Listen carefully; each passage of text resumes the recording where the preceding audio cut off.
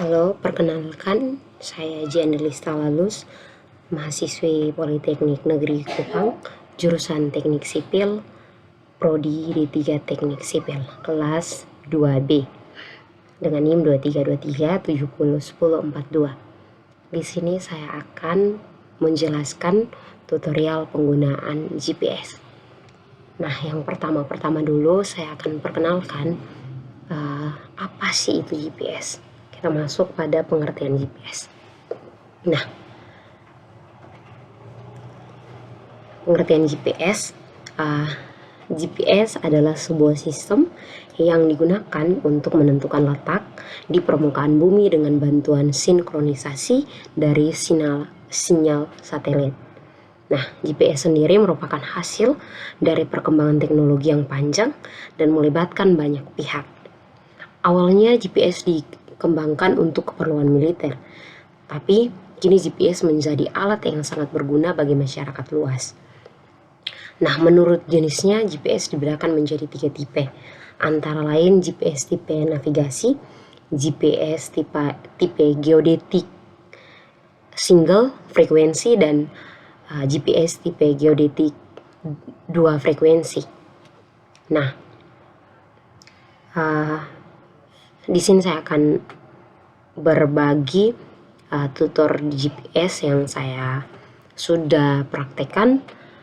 Pertama ketika kita mau menggunakan GPS, kita akan memilih lokasi terlebih dahulu.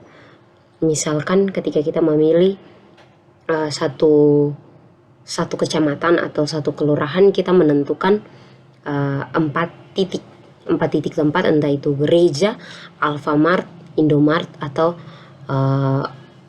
apapun yang bisa kita ambil lokasinya menjadi suatu titik koordinat pada GPS.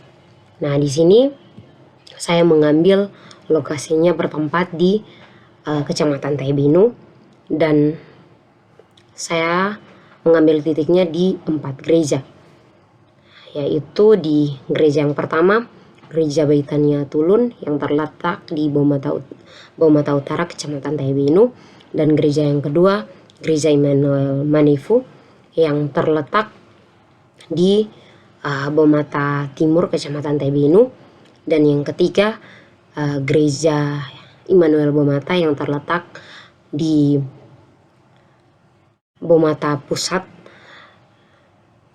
Kecamatan Taibinu, dan yang keempat, Gereja Orait Laborana Sipanaf yang terletak di Baumata Barat, Kecamatan Taibinu. Nah, berikut adalah langkah kerja. Kita masuk pada langkah kerja.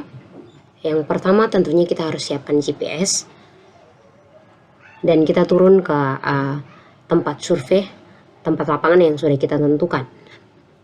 Ya, ini adalah dokumentasi ketika saya turun ke lapangan. Yang pertama, ketika kita menggunakan GPS, yang pertama kita hidupkan GPS-nya dulu. Kita tekan tombol power pada GPS yang kita gunakan. Setelah kita tekan tombol power, kita akan lanjutkan dengan menekan tombol enter. Setelah itu kita pilih ada yang namanya AVG.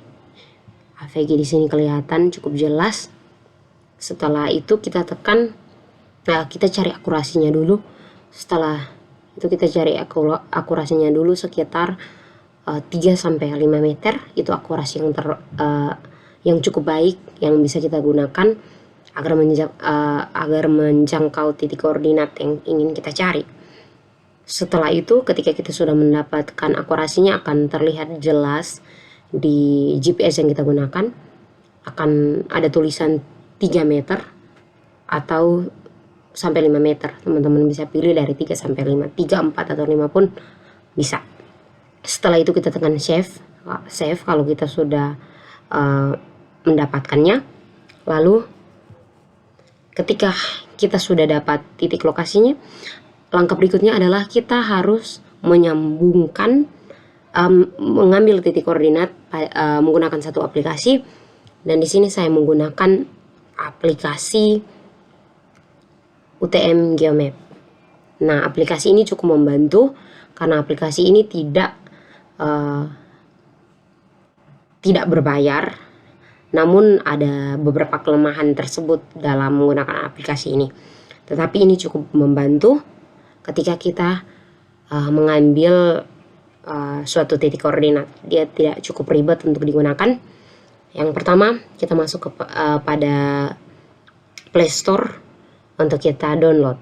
Ya, setelah kita mendownload, kita buka aplikasinya. Dan kita, supaya cepat, kita langsung pilih pada peta marker yang sudah ada di aplikasi tersebut. Lalu setelah kita pilih peta marker, kita tekan ke lokasi GPS. Di situ akan ada tulisan ini, terlihat jelas, tekan ke lokasi GPS. Setelah itu dia akan memberikan gambar seperti ini. Lalu kita lanjut dengan menekan mark. Kita menekan mark. Setelah kita menekan mark, kita masukkan nama titik lokasi. Di sini saya memberikan nama lokasinya lokasi 1. Karena ada 4 gereja, jadi saya mencontohkannya lokasi 1 sampai lokasi 4 seperti itu. Jadi setelah kita memberikan nama, kita save agar tersimpan. Lalu ketika kita sudah save dengan lokasi 1, dia akan muncul seperti ini. Ada tanda merah, dia akan seperti ini, lokasi 1. Setelah kita menamainya. Lalu ketika kita sudah selesai menamai, kita bikin yang namanya data property. Kita pilih data property yang paling atas. Kita pilih, lalu di sini langsung tercatat otomatis data universal dari lokasi tersebut. Di sini dia akan menunjukkan lintang bujur, elevasi, akurasi, dan lain sebagainya lengkap karena kita menggunakan aplikasi Geomap. Nah, setelah itu belum selesai dalam kita mengambil titik, karena kita perlu menentukan yang namanya tanda pada lokasi, dan kita perlu lagi menggunakan satu aplikasi yang namanya Google Earth. Jadi kita plotting ke Google Earth. Nah, penjelasannya adalah sebagai berikut. Setelah kita masuk pada aplikasi Google Earth, maka kita langsung merubah dulu bahasanya. Di sini kita masuk, teman-teman bisa langsung lihat pada bagian atas ada tulisan perangkat. Oke, kita klik pilihan dan kita pilih di umum, baru kita ganti bahasanya. Di sini saya sudah ganti terlebih dahulu tadi bahasa Indonesia. Oke, setelah itu kita tekan oke. Lanjut, kita langsung mencari nama tempat yang akan kita tentukan tandanya atau lokasinya, titik koordinatnya. Kita masukkan nama gereja. Di sini saya misalkan, karena ada 4 gereja, tapi saya misalkan 1 gereja saja karena cara pengerjaannya juga sama. Sebelum itu kita akan mendownload aplikasi Google Earth. Saya akan memberikan contoh tampilan aplikasi Google Earth. Kita keluar dulu. Ini adalah Google Earth yang sudah saya download melalui Play Store. Teman-teman bisa download melalui Play Store atau App Store. Kita buka. Ketika sudah download, kita buka. Tampilannya seperti ini.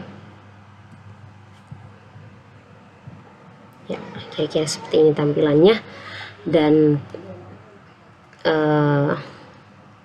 setelah kita buka, kita jelas, kita ketik langsung gemit kaitannya turun.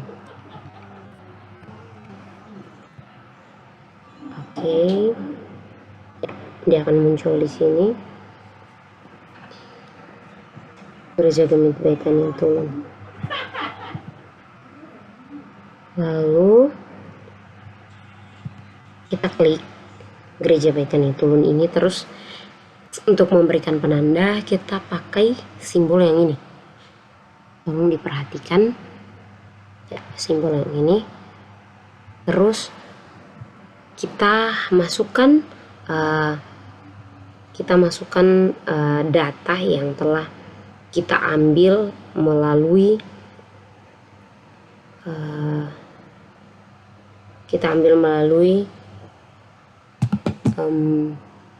Google Earth tadi. UTM Geomap.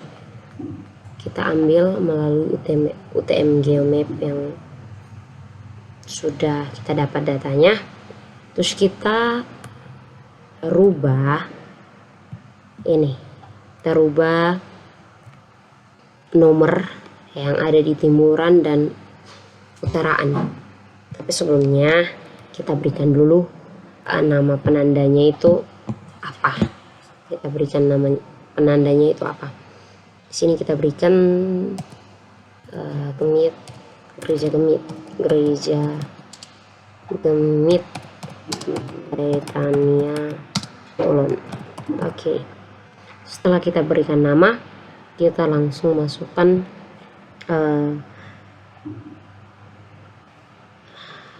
timurannya. Di sini saya yang sudah dapat diperoleh dari UTM, saya screenshot dan saya akan masukkan ke sini. Kita masukkan, kita lihat pada data yang telah kita dapat melalui UTM Geomap dan kita masukkan di sini angkanya 57